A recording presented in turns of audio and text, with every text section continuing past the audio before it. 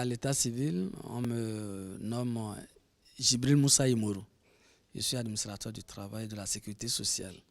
Et par rapport au mouvement politique, je suis le coordonnateur zone nord de creuset de réflexion et d'action qui soutient la candidature de son Excellence Issifou Koguinduro, l'ex-ministre d'État chargé de la Défense nationale. Alors, depuis hier, on vous a vu dans une tournée de prise de contact avec la population. Qu'est-ce que vous êtes allé dire aux populations?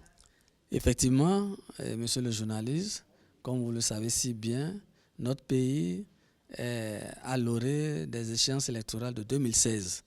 Bien avant cela, un certain nombre de citoyens, y compris moi-même, on s'est réunis, on a réfléchi un peu sur le sujet par rapport à la succession au pouvoir.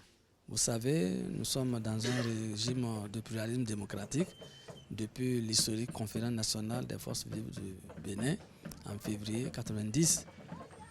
Dès lors, par rapport aux dispositions de notre constitution, l'actuel président de la République va bientôt finir son deuxième mandat.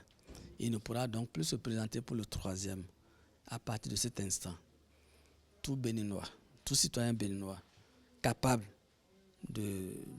d'assumer les fonctions, les hautes fonctions de chef de l'État, président de la République, peut alors se manifester.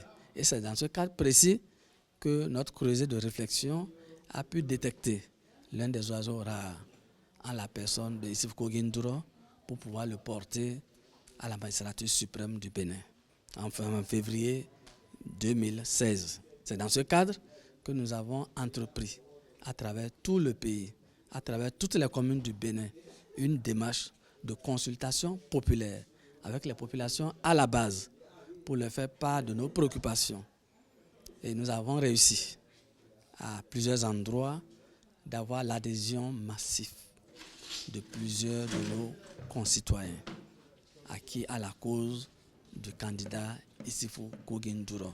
C'est dans ce cadre, bien sûr, que vous nous avez vu à travers certaines organisations de masse dans les communes, notamment Péréré, Niki. Nous sommes allés en compagnie du candidat présenter nos civilités à nos militants à la base, qui l'ont d'ailleurs toujours réclamé parce qu'ils ont soif d'entendre notre candidat, d'échanger avec lui. Et vous êtes témoin par rapport à la ferveur qui prévalait dans les salles, par rapport à l'adhésion massive de nos militants à la base à travers leurs interventions. Et je voudrais, dans vos observations, que vous puissiez distinguer les débats intellectuels des débats de masse. Parce que plusieurs intellectuels, y compris moi-même, nous avons une conception politique. Mais c'est les populations à la base qui ont la vraie conception politique. Parce que c'est elles qui vivent au quotidien les difficultés. Alors lorsque vous allez avec un franc-parler à l'endroit de ces populations, il n'y a pas de doute que ces populations n'adhèrent à votre cause.